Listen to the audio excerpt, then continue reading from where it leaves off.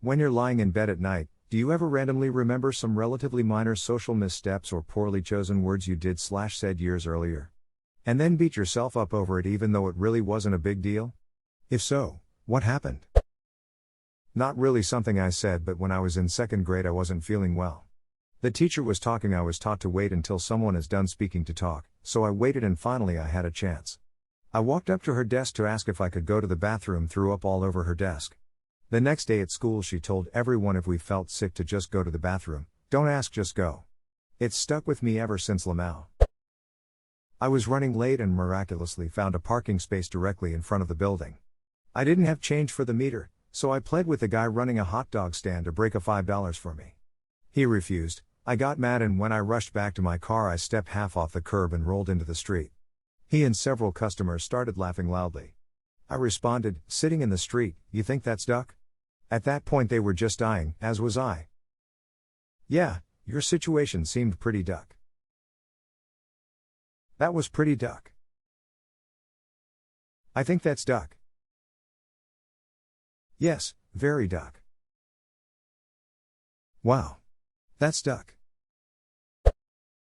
I was having a lunch date with an old friend from school and her toddler. I was showing the kid something on my phone and he grabbed it. For some reason I said, in a jokey voice, you better not drop that or I'll stab you. As soon as the words left my mouth I was like, what the actual duck have I just said? I looked at my friend in absolute panic. She just looked at me like I was an idiot. To this day I have absolutely no idea why I threatened to stab a baby, even if it was just a daft joke. I think about it periodically and cringe so hard. It's a wonder my friend still talks to me. Edit. Thanks for the awards, kind strangers. I'm glad my anguish brings you all such joy. Hope you all get stabbed. This is the most hilarious story I've heard all year. I'm laughing way too hard this early in the morning, but the mental image of an adult man narrowing his eyes at a small child as they play with his phone, it's even more hilarious if you add a chest poke and a punk. Oh my god, it's way too early. I'm picturing a mid-20s woman and it's equally funny. Stop, I'm gonna cry. I'm imagining a woman in professional attire now with a latte in the other hand. Accidentally pat my legs and told my friend to come to me. I hadn't seen them in a while and was only playing with my dog before they came over. Still think about it a lot even though it was at least 2 or 3 years ago. Edit. Wording. Did you at least offer him a treat? No. I'm a bad friend. But he's probably still a good boy. It was extremely stupid. I was a kid back then at the airport and I was scheduled to go visit my family. My dad brought me to a restaurant before my flight. While I was there, I saw these Chinese chopsticks that looked really cool. But I was sure my dad wouldn't buy me them. So for the first time I've got mischievous and tried to steal them. As I was doing so, I turn around and see that everyone happened to be staring at me. My dad, the cashier and the cook. Realizing what had happened and me realizing they realized made me cry instantly. I vividly remember my dad telling the cook and cashier that I am usually not like this, which made it even worse. Afterwards I found out the chopsticks were free anyway. I had this plan for stealing chocolates at a store because my parents wouldn't buy me a lot. I didn't want a couple of chocolates, I wanted a lot of them. So my plan was that if I don't look at any of the store people they won't see me. And also to run in fast as I can to the car, which was parked right in front of the store, and then hide in the back seat. So I did exactly that and it worked. Everything went as planned except for the part where my sister came behind me and beat the crap out of me and took the chocolates back. I tried stealing candy from the grocery store when I was like 5 or 6. The manager caught me and lectured me on not stealing. He was really nice but couldn't help but to laugh at me. I was too dumb to even steal the right thing. It was chicken stock cubes. I didn't even know what that was. This was about 35 years ago and it's like a core memory.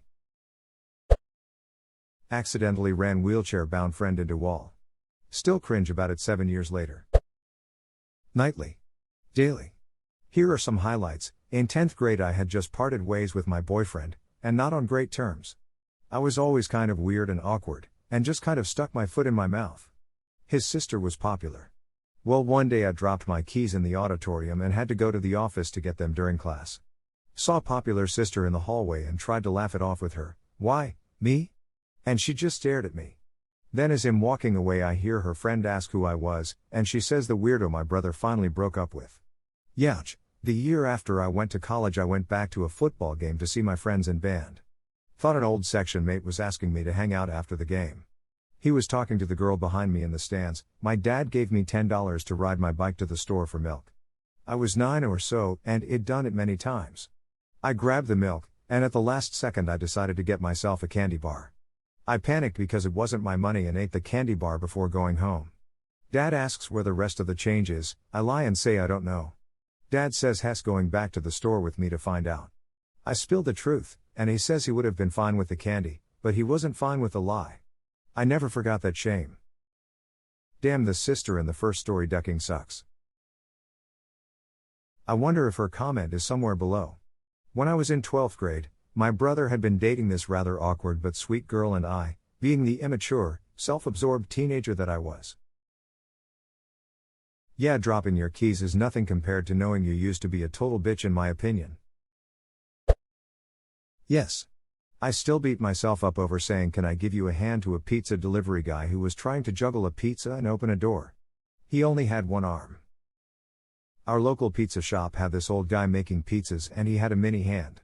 Sometimes when ordering a pizza he would ask if I wanted olives and I'd say yeah, just chuck on a handful. We never mentioned it but we both knew what I was thinking. A proper handful, not that ducking mini hand. A pinch of olives. If by lying in bed you mean routinely throughout the day, then yes, definitely. It's normal, yeah. Changing the way you look at it might be helpful. Consider it this way, it's proof of personal growth. If you hadn't learned anything, if you hadn't matured, you would not be embarrassed by the memory. Being embarrassed about it means you're wiser now, and that's something to acknowledge and celebrate. Sigh. My first boyfriend. 6th grade. I was not pretty yet. A little chunky blonde girl who had not found herself and just wanted to be accepted. I had very little friends, 2 best friends, my only friends, and a group I hung out with awkwardly. A boy with blue eyes asked to go out with me. I was ecstatic. Said yes and would sometimes walk me home after school, wasn't too far, but would never hold my hand, which I thought was weird, but told myself who cares, this boy actually wants to be with me. Well, 2 weeks later breaks up with me during class in a note, so I got up, threw it in the trash thinking I was doing some type of harm to him. While walking back to my desk they were saying things like you earned your money and bet you won't do it again, so knowing it was a dare I went to their desks and said thanks assholes. Yes, you read that right. I don't have a lisp. I replaced those very important S's with a TH. Walking away they all laughed and I had never felt more humiliated. Luckily I know how immature we all were and doesn't affect me today, but dang, it still makes me cringe thinking about it. I had this happen to me in 6th grade. A boy on the track team I thought of as a quiet intellectual asked me out. I didn't realize he even knew me. During a bathroom break I overheard a secret meeting betting him he couldn't make another 2 weeks with me. To my surprise, he spoke. Cackling out, guys, it would be easy. She has no idea. I broke up with him at lunch, but I still wished I had found a way to turn it around on him. I wish I didn't still wonder why I was targeted, but I do. Because kids are assholes. Also, one of the people betting him had a crush on you. In 4th grade, first week of school, I was peeing and a dude went to the urinal next to me and said, "Hey, what's up, going wrong, eat work?" I was like, hey. Do I know you? I thought he was just picking on me because I was an easy target for bullies. The dude was like, yeah man. I'm so and so. How was your summer? It turns out my friend hit a major growth spur over the summer and I didn't even recognize him. A little bromance moment and I was too dumb to realize it. I used to do this with really dumb shit that didn't matter at all. Like a class presentation that didn't go well in primary school. The key to getting over it is to stop the thoughts in their tracks as soon as you notice them. Our brains are a bit weird, and the more you think about something the more likely you are to think of it again. The good news is this means you can train your brain to think of it less. You can either challenge the thoughts directly or just distract yourself. If I ever had a night where I couldn't stop the thoughts, I would put on a TV show I'd seen a million times before and listen to it with my eyes closed until I fell asleep. It's distracting enough to keep me from thinking, but not so distracting that it keeps me awake. A great way to do this, and help it come back less severe each time, is to actually give yourself a minute to identify what do I feel about this memory? Often it's I feel embarrassed or shameful, which, when you get to the bottom of it, usually means I feel like I was judged for being stupid and incompetent. I feel like I'm not good enough. Give yourself a moment to acknowledge that and really feel it. Then move on. It might take a while to go through this whole process at first, but I promise it gets easier and shorter each time you practice this mindfulness.